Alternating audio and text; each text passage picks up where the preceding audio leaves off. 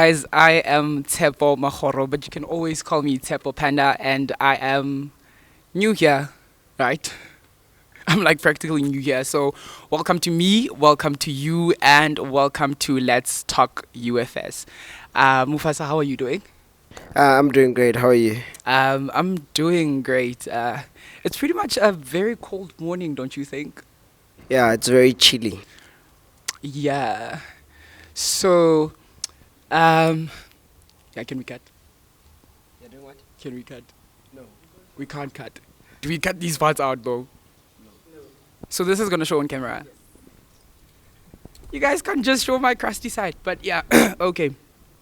Um, so I am going to be your new main host for this segment of the Let's Talk UFS, and I hope you enjoy me, and I hope I enjoy doing this. So, let's talk about the recruitment, how it came about for me to be part of the show, and why I was like the necessary figure for this beautiful venture.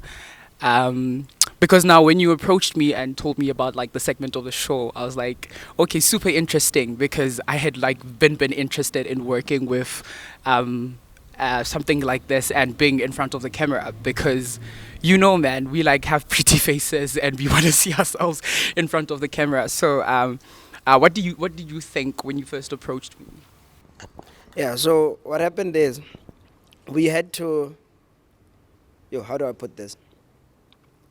So I was looking to host a show, ne? So I was looking to host a podcast, but now I didn't find. Initially, I wanted to host with a lady, but a lady was going to sort of be the main host, so the energy had to be above mine. And then when I was thinking about it, we could not find the lady. I think we spent like 3-4 months trying to look for one person who's going to be able to do the whole thing. And then at some point, I remember I thought of you, I think during Stagedoor. And then after that, Shane, which is one of the hosts for the other segment of the podcast, mentioned you while I was thinking of you. And then we took it from there. And then when I came to ask you, funny enough, you were thinking of the idea of a podcast, so it was a bit better. It was not as awkward as I thought it would be. So you say you thought about it during the times of Stage Door. Tell me about that. What exactly were you thinking about? Because as far as I remember, Stage Door included a lot of acting and a lot of singing. And I don't know if I was like portraying interests or abilities that you sort of were looking for. So tell me about that. So during Stage Door, so there's people who act, like this is an actor. And then there's people who act and then you can hear a public speaker in there. So that's the element I was looking for. Somebody is going to be able to be a public speaker of some sort. So that's how I found out on Stage Door. And when you did the public speaking at Armenta, was it debate or public speaking? Public speaking. When you did that there, and it all made sense until now. So now approaching me, I'd like to believe I am one difficult person. So I want to know, did I give you a hard time, or was I just like super easy to, trick into getting in the space? No, let me tell you, this one is my banner, this one. So I go to his rest father's room. So I go there, they are together there. So I'm like, my question was, what do you think of podcasts? And he gave me a very like off answer. Because I think he was testing, trying to see why I'm asking the question. And then I tell him afterwards that, no, I'd like you to join. Oh, it was an instant yes. So me, I was expecting somebody to, when somebody's supposed to tell you how they feel and how the whole thing is going to be like, no, you know what I think? This is what I'm going to bring. Things like that. I thought you were going to go there, but you didn't. So what was your question? But can we like talk about how you approached me? Because you came to me and you like legit gave me nothing to work on. So this man comes to me and starts asking me randomly, what do I think about podcasts? That time I'm like super working and I'm busy on something. And he's like, what do you think about podcasts? I'm like, podcast. That time I had not like had a long time having seen podcasts, so I was like, okay, what am I supposed to say? Because mind you, I don't know if you're like testing me for something. If I give the correct answer, I'm part of it. If I give the incorrect answer, I lose the opportunity. So I thought about it. I was like, what am I supposed to say now? Am I supposed to say like I hate McG, for example, or am I supposed to say, yeah, I think podcasts are cool. I think what McG, for example, is doing is cool. So I was like, okay, what am I supposed to say now? I mean, you didn't give me much to work on. And that's it. Even now, even before we shot, this man was just like, come. And I was like, okay, that's it. Like, you're not going to tell me anything more than that, right? Okay, so now that's it. I'm like here on the podcast and I'm supposed to bring new energy. As to what this energy is about, I was not briefed, I was not told, but yeah. What do you look forward to? What do you look forward to seeing me bring to the space? I think it's you, man. I think even with the different segments we have, because this show is different from the other ones. There's TNK, there's Shane and Amo, and then there's you. There's you. So I think it's all about difference. Because when I look at all the other shows, they are all different in their own ways. The vision is to have all the different people come together and form this one beautiful network whereby people can just view whatever they want to view, because we're not going to be able to speak on some things. Then we might have somebody who's going to speak on it. Soccer. You must have soccer people who are going to be there and consistent with it also. So it's your energy. That's all we're looking for. And I think that's what they're looking for as well. So it's interesting to see how I'm able to put you on the spotlight right at the time and you're able to answer properly. And I'm assuming this is what you expected from me. And you know, me, I was like legit shocked with it. Okay. But it's a lovely opportunity. It's a lovely space. I mean, as one who's always wanted to be right in front of the camera and just honestly speak, because I remember growing up, I've always been told, Uguti, you have a lovely voice and you have like a face for camera, but you know, you don't really believe it until it happens. So it's a matter of legit, honestly, dreams coming true and me just seeing myself in front of the camera and doing what I love. Because, yeah, it's literally a very lovely experience. And you finding me, that is also a very, very humbling thing. And I'd like to thank you for that. Can we also talk about... you mentioned now like stuff like soccer. So how does it like what is it supposed to mean, me coming into the industry? And like, mind you, I'm not much of a soccer fan, and I hope you're not going to expect me to talk about soccer or anything contact sports, because if you look at me you may assume that I'm like the nerd that you find on campus. I'm like the debate stuff, like the public speaking stuff, and that's all I do. So don't you think like such a personality is probably going to be boring for the camera? No, I myself would never speak on soccer. I think people who are going to watch us must just know. I'll never speak on soccer. I'll never speak on rugby. I'll never speak on anything that's out of my interest. But if we do find somebody who loves those kind of sports, will be able to speak on that. But from my side, I wouldn't come here and speak about sports that I don't understand. Like, can't be watching 90 minutes of people chasing a ball. Like, it's not wrong, but it does not. I just watch highlights.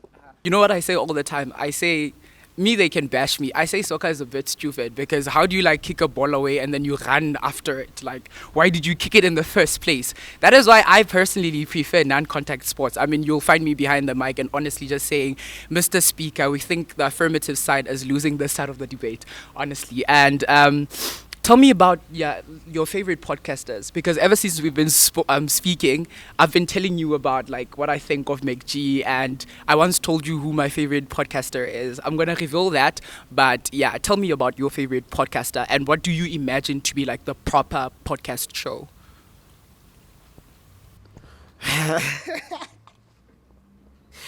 So yes. Yeah. So I need to put this in context before I answer it, ne? Okay. I love different people for different reasons. Yes. I'm supposed to put McG on number one, ne? But I'm not gonna do it. Alright. But what I'm gonna say is, I love him for his ability to see.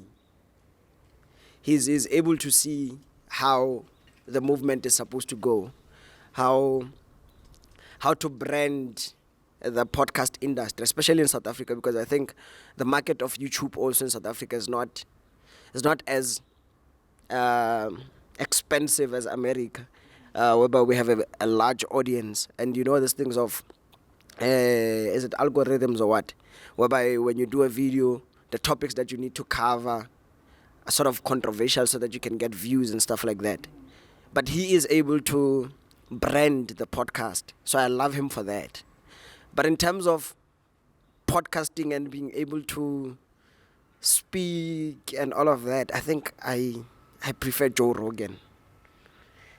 And then lastly, in terms of the fun side, and because I used to be a writer at some point, so my favorite in terms of that aspect, the entertainment and coming up with the nice soft words, would be Saul Penduka.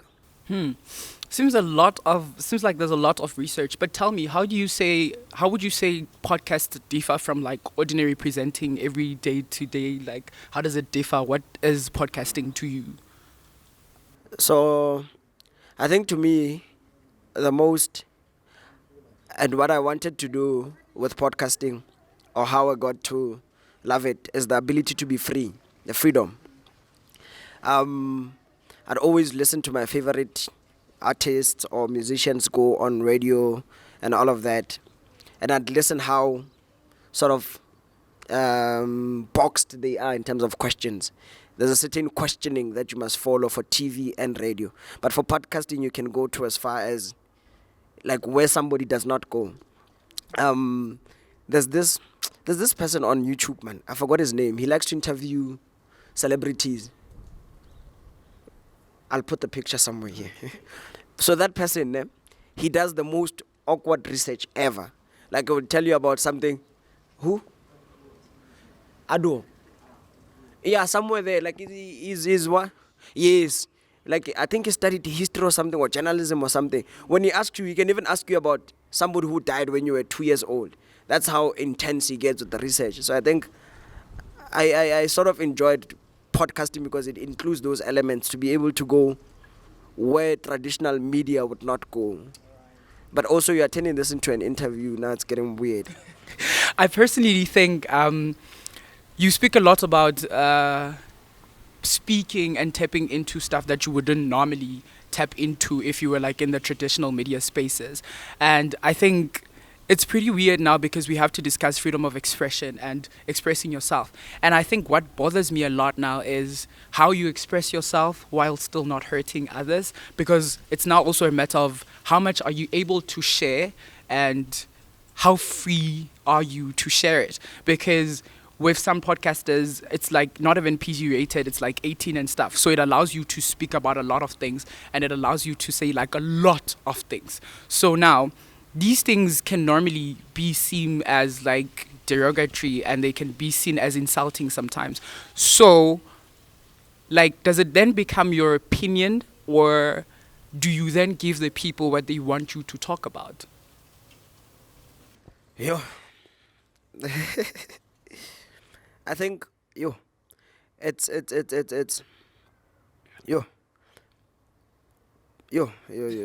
Eish. We have, I think that's what made me scared. I'm not like, I think that's also where we differ with people like Meg G. Myself, I love his podcast and all of that, but I differ with him because of how there's a certain limitation that we have from how we grew up, how you say things, when do you say them, the timing as well. And which is why, for example, having Shane and Amo on the podcast allows me not to be the one to speak about LGBTQ plus issues, but to learn from Shane and Am, because I feel like they are there to be able to teach the people who are there, rather than me coming on camera and speaking about something I'm not learning about. You understand? So I think if we have the ability to recruit and learn, let them be the ones to teach and then we learn from them. But when we come to speak, even though it's my opinion, I know how to balance because I've done intensive research about it. So I think that's where the issue of opinions become, it's how you balance it for it to, so that when somebody listens to you, for example, if I say, vote Shane, because Shane is a better candidate than all of them. It's my opinion, but how I'm able to convince people to know that this is my opinion. It's not me saying it's a fact. This person is better. It's just saying, from what I know, my opinion says this person is better. Yeah, and that's a weird example. Have like a backbone, because there's a lot of things that you're going to express, and there are certain ways that you're going to express yourself, and it does not always mean that people are going to appreciate what you say. But then, like controversial issues, what now scares me is how do you discuss them without without seeming like you're bashing people? Because I think listening to a lot of podcasts, especially those that are rated 18, I felt like you discuss matters that don't concern you. Like, I personally feel like you're discussing stuff about people, and in a certain way it's supposed to like shame people or whatever, or it's supposed to like air that dirty laundry. Why is it that almost all the time we like have to speak about things that are personal to people? Why is it that we never put like glory to their nice acts? For example, what was trending recently on Twitter about Umihlali, for example? It was just a matter of people talking about her and the apparent surgery that she went through. Is it like a matter of, is content us giving people basically matters that are supposed to degrade other people? I think also on that point, I think we need to be at a point whereby people understand that whatever I do behind, even if I'm a celebrity, but the moment the curtains close and everything just becomes me, I do not need to involve you. It's not your baby to nurse. If I'm going to get a Michael Jackson, what do you call that thing that Michael Jackson did? What's that thing? Whatever that thing is, the plastic surgery something. Yeah, if I'm gonna do that, it's none of your business. It's me. But whatever I do in terms of the craft that I'm trying to sell to you, that's where you can come in. I think that's where also, because I wouldn't.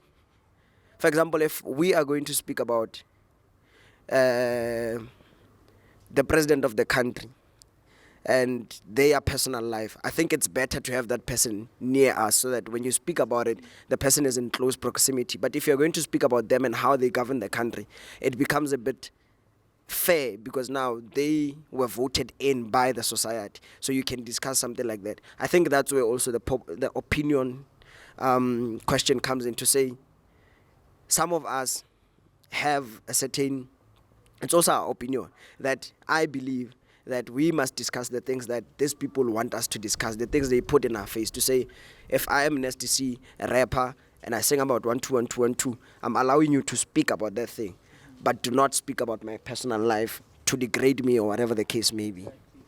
Yeah, so when we started this, there were like two questions that Stunna was asking me, Oti, what are we going to be doing? What are we going to talk about? I had no idea what to say. And I told him that we're going to talk about like politics and stuff that bothers students, like matters that relate personally to students. So basically, I think people can expect that this is not going to be one of those vlogs where you have to wake up and then you turn on the camera and then you go back to bed and you pretend like you just woke up and then you go into the shower, you turn on the shower tap, and then now you get into the shower. Like, it's not going to be like that. So it's going to be like super authentic because, I mean, here I was like legit fumbling. So like you can expect like originality and authenticity because it's not like we're like a big media house. It's not like we're like top billing and stuff where we're going to like become all glorious and we're going to be all flashy. So you can expect like super originality, and honestly it's just a matter of you being able to reach to us and also what you would want to hear about.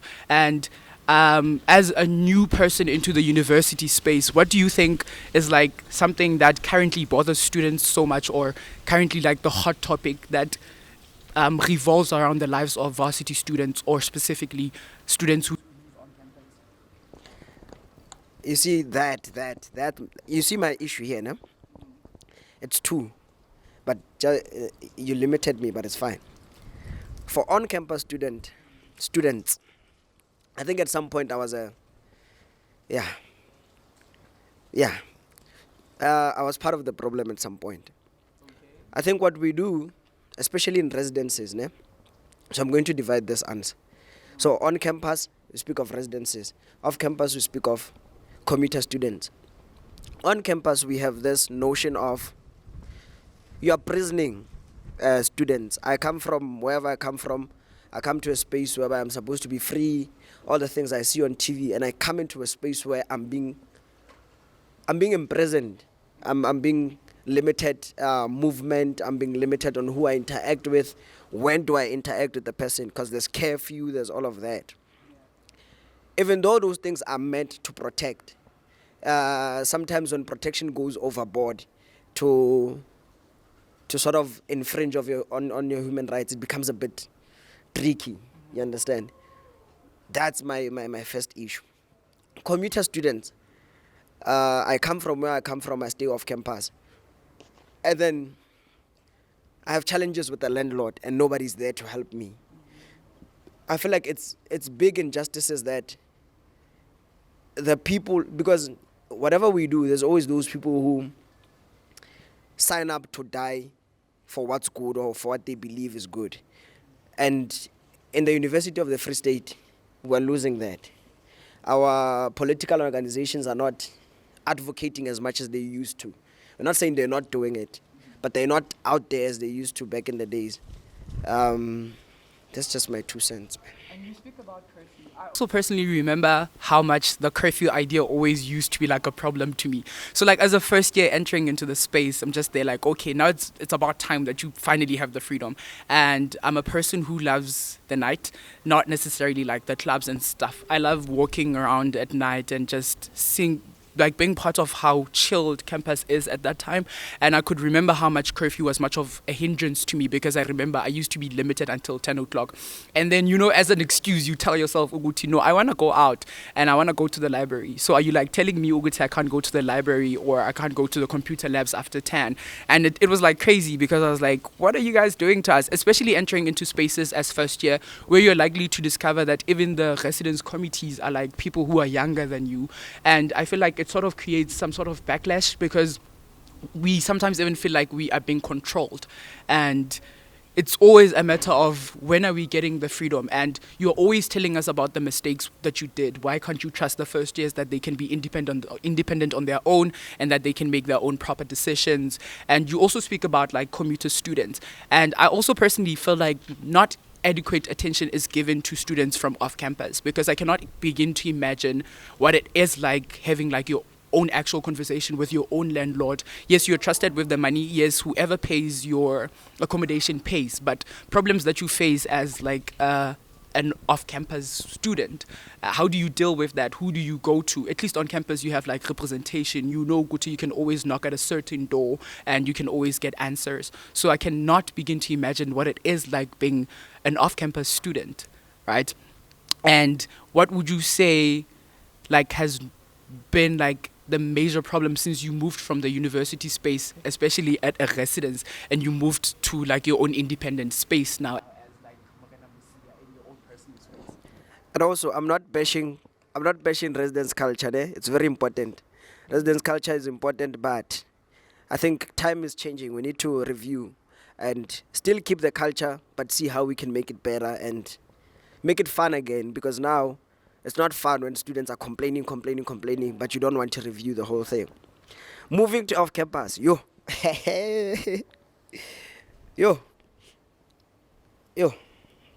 No, I think the most hectic thing was the fact that you have to pay rent, electricity, and all of those things, and you have to stress about, yes, you have to stress about a lot of things. I ended up having to buy a Vascom. Those who don't know Vascom is that, what do you call this thing? Internal swimming pool. Yeah, so I ended up having to buy a Vascom because I wanted to save on the electricity, and also I'm not comfortable walking around because it's my room and then you walk out, the shower is just there, so I have to walk, and then there's ladies where we stay, all of that, so it's very uncomfortable. So I ended up having to buy a Vascom to do that. And also the weirdest thing ever. So there was a swimming pool there. So they closed the swimming pool and converted it into so the water the swimming pool is closed, and then they have a tank this side, like those tanks. So I think they used like a generator system. So the water which used to go there has to now go to the tank, and then it's the water that goes into all the other avenues. So when there's no electricity, there's no water. So you can't. I think that was the weirdest thing for me, because I remember at some point there was no electricity. People had gone home. So when people leave, when they know that people are gonna leave in numbers, whoever is there has to buy their own electricity, and you understand because you are there. So that was the most weirdest thing ever, because I don't like going home a lot. So I was there alone, and then I had to come to campus until I found a solution. So my solution was, have your things on campus. So when you go to work in the morning, you go shower, then you're... A memorable strategy. Definitely a memorable Yeah. plan. But off campus has been hard. Yeah, because on campus we have like a lot of things. You don't know the water bill, you don't know the electricity bill. You sleep, you cook, you use the electricity however you want. You use the water however you want. But yeah, it's also just a matter of urging everybody to use water sparingly. I mean, I remember in the bathrooms there's like this other rule at like the bottom of the list that says use water and electricity sparingly, because yeah, as much as you have it easy, other people don't have it easy. But now let's talk about like the current burning issue. Now let's talk about SER, Varsity sing off. So from like I find out now that it has not been there for like a period now, right? And now it's coming back with like new RCs who probably haven't experienced it. Am I wrong? Yeah, most artists haven't experienced it. So now like it's here and we have rotations soon, and personally being part of Sarah, it has been so hectic. I cannot imagine to tell you, like putting in 4 hours of work every day, 3 hours, you sing, you act, you go up and down and all of that, and you were like part of the journey as well. Did you have 7 years? So what happened is, yes. Okay, let me break it down. So the Stagedoor at the University of the Free State, ne? So Stagedoor is acting, like there's a lot of acting, and then you just incorporate singing in there. And I would say there's a lot of singing and then less acting. So it's like High School Musical type vibes, pitch perfect vibes. Yes. So what happened in my year when I was first year, there were auditions. There were auditions, so we had to audition for Stagedoor. So I'm not good in musically singing, like singing. I'm not that, Yeah. but I'm a good music learner, or whatever the case may be. I'm a good. I have an ear for music. Like here, you can't go wrong. So I can hear and I know how to arrange, blah blah blah blah blah blah, all those types of things. So in Stagedoor, I was the main character, so I didn't do a lot of singing because I had to wait, and then in between scenes I had to act, blah blah blah blah blah blah. For that year, I didn't audition at all. I just went to support here and there because I knew even if I wanted to act there, it would require me to sing. And I didn't have the patience to learn notes and all of that. I was actually kicked out from a choir at some point when I was still in high school, because every time they'd sing, I'd keep quiet. So when the when the teacher would pass here, he'd stop and say, "I can hear who's not singing, who's what," but I'd be quiet because I knew he's just playing games. At some point, we were at the competition, he saw I was not singing, then I was kicked. Yeah, it's also awkward because I also remember, yes, people may assume that you like have a musical voice and you can sing and whatever. I also remember with the coaches as well, when they come closer, I tone my voice down a bit, because what if like they come to you and now the reaction is just like, what are you singing? Because now, What if I'm singing the wrong note? legit, like you ask yourself about that, and I don't know which team or which pair is bringing like the strongest competition this time around, but I'd love to find out which one was like the toughest or the strongest team. What is this? Okay, let me be honest. The best of the best in my opinion, please don't come at me. My opinion, Kagiso has always been top of the cream of the crop. Whatever the case, they've always been there. And then the others we enjoy, but they're those as always. So I'm looking to see if they are going to be able to maintain that, because I remember at some point they had infused like an African type thing, like, you know, when something is African and you can feel or hear, I can relate. That always resonates with me. But all in all, man, also because Bayers and Harmony won Stagedoor. It's Bayers and Harmony, right? I'm also looking forward to see what they can do. Will they do a double win? Because Lehako at some point won Stagedoor and then they won Ser. So it's basically a matter of pressure to Kagiso, obviously, because I mean you heard it yourself. You gotta bring back your game, and to Baymani. Oh, they're no longer with Harmony anymore, right? they're not. No, Bayers is not with Harmony anymore. Bayers, Kagiso, and Arista. And then they go as Bayerista. Hmm. Harmony is Harmony, I'm not sure. Yeah, but Harmony. Bayers. Yeah, let me say this. Bayers was with Harmony. Harmony was not with Bayers.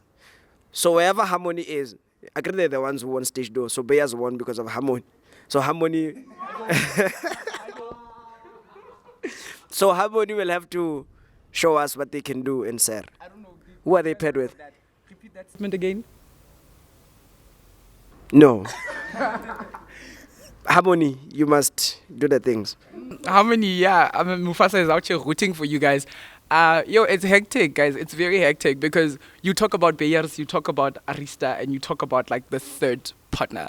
And you can imagine like there's like a lot of people. And I've learned Ugutu with music, it sounds better when there's like a lot of you. There's much more effect. There's much more like unity. And you imagine now you have small numbers and like it's the pressure is on. You have to probably do twice the work or 100 times the work because now you don't have like a lot of people and you don't have like a lot of voices.